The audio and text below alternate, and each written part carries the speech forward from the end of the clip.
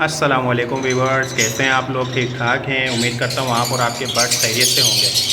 अच्छा जी, सबसे पहले तो मैं आपसे माज़रत चाहूँगा कि मुझे काफ़ी दिन होगा मैंने आप लोगों के लिए कोई वीडियोस नहीं बनाई इंट्रोमेटिक। तो असल में कुछ काम थे, कुछ पर्सनल, तो मैं उसमें थोड़ा सा लगा हुआ था, तो इसलिए आप लोगों के लिए मैं वीडियोस नहीं बना सका। अच्छा जी, तो आज मैं ये कॉलोनीज़ अपनी साफ़ कर रहा था, तो इस हवाले से बस मैंने वीडियोस बनानी थोड़ी सी कि मैं कॉलोनीज़ देखें साफ़ कर रहा था ना, तो इसमें छोटी छोटी वो जानवर हो जाते हैं, कुछ इल्लियाँ हो जाती हैं, कुछ अजीब से कीड़े वगैरह हो जाते हैं, जो आपको भी पता होंगे, ज़ाहिर सी बात है, जो बर्ड्स वगैरह पाल रहे हैं। तो अमूमन ऐसा होता है पानी की पॉट्स वगैरह के नीचे या दाने की पॉट्स के नीचे, दाने की वजह से, पानी गिरने की वजह से, बाकी और भी बहुत सारी चीज़ें हो जाती हैं बीड्स वगैरह की वजह से।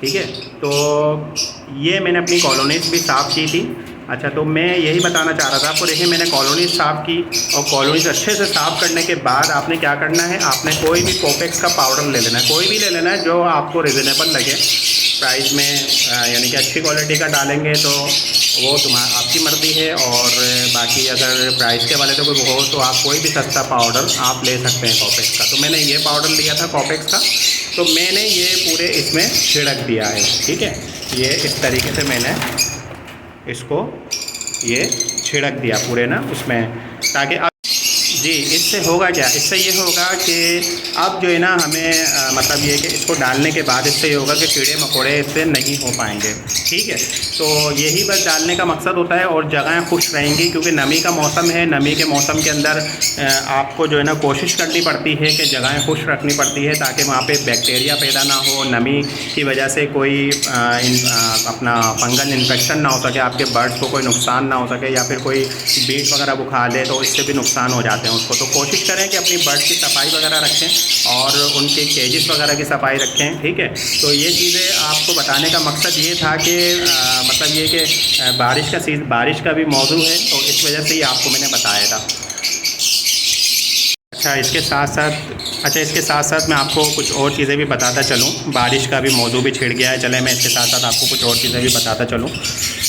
देखिए, बारिश का मौसम अभी है कराची के अंदर, अभी तो खैर गर्मी भी काफ़ी है और बारिश का मौसम भी है। तो इसमें आपको क्या करना चाहिए, मतलब अपने बर्ड्स की हेल्थ के लिए, तो उनके लिए, ताकि आपके बर्ड्स जो है ना हेल्दी रहें और मतलब खाना पीना ना छोड़ें, तो इस वजह से आप लोगों को इनके लिए हेल्थ के ऊपर क्या करना चाहिए। देखिए, सबसे पहले तो आपने ये करना है कि अपने, जैसे मैंने एक केजेस का आपको बताया कि आपको ट्रे वगैरह इसको साफ़ करनी पड़ेगी। जैसे मैंने ये डाला है तो आपने इसी तरीके से साफ़ कर दें। ठीक है, मैं केजेस भी आपको दिखाता हूँ। देखिए, मैं सफाई वगैरह ही कर रहा हूँ अभी अपने बर्ड सेट की। ये देखें, ये अभी सफाई कर रहा हूँ मैं। तो ये देखें, ये मैंने अपने बर्ड्स के केजेस की ट्रे भी मैंने साफ़ कर दी हैं, देख सकते हैं आप। ठीक है, तो ये है कि ये आप केजेस वगैरह की ट्रे साफ़ करके और थोड़ा सा ये पाउडर आप ऑफिस का डाल देते हैं, तो इससे बैक्टीरियाज पैदा नहीं होंगे, जिससे आपके बर्ड्स को नुकसान नहीं होगा। और अगर ये ट्रे साफ़ आप नहीं करते तो होगा क्या होगा, असल में ये है कि बारिश का जब मौसम होगा ना, तो उसमें ये नुकसान होगा कि बारिश के अंदर नमी काफ़ी ज़्यादा हो जाती है।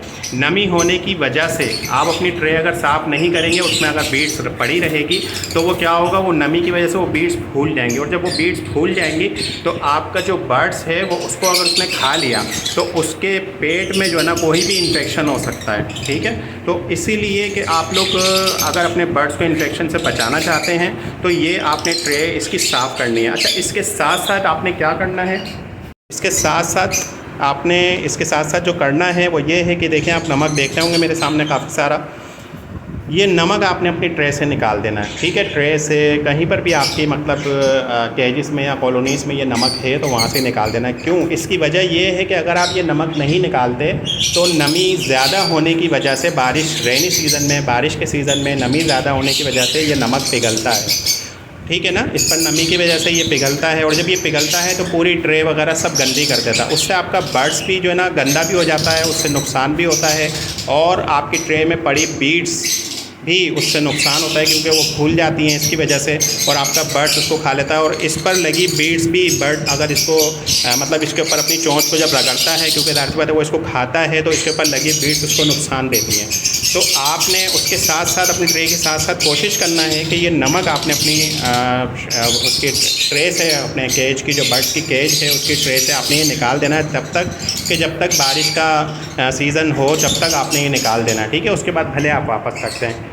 इसके साथ साथ आपने क्या करना है, इसके साथ साथ जो आपने करना है वो ये काम है कि अपने बर्ड्स को आपने वीक में आपने एक दफ़ा तो लाजमी एप्पल विनेगर देना है, ठीक है। वीक में लाजमी एक दफ़ा एप्पल विनेगर देना है और वीक में एक दफ़ा लाजमी आपने ज्वार का देना है, ठीक है।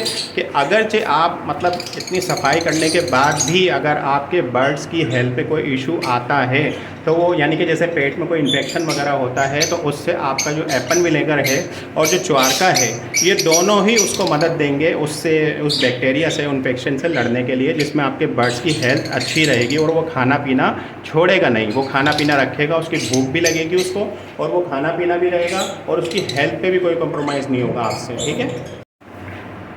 अच्छा, इसके साथ साथ जो आपने करना है वो ये करना है कि इसके साथ साथ आपने अपने बर्ड्स का सॉफ्ट फूड बिल्कुल बंद कर देना है रेनी सीज़न में खाली, ठीक है।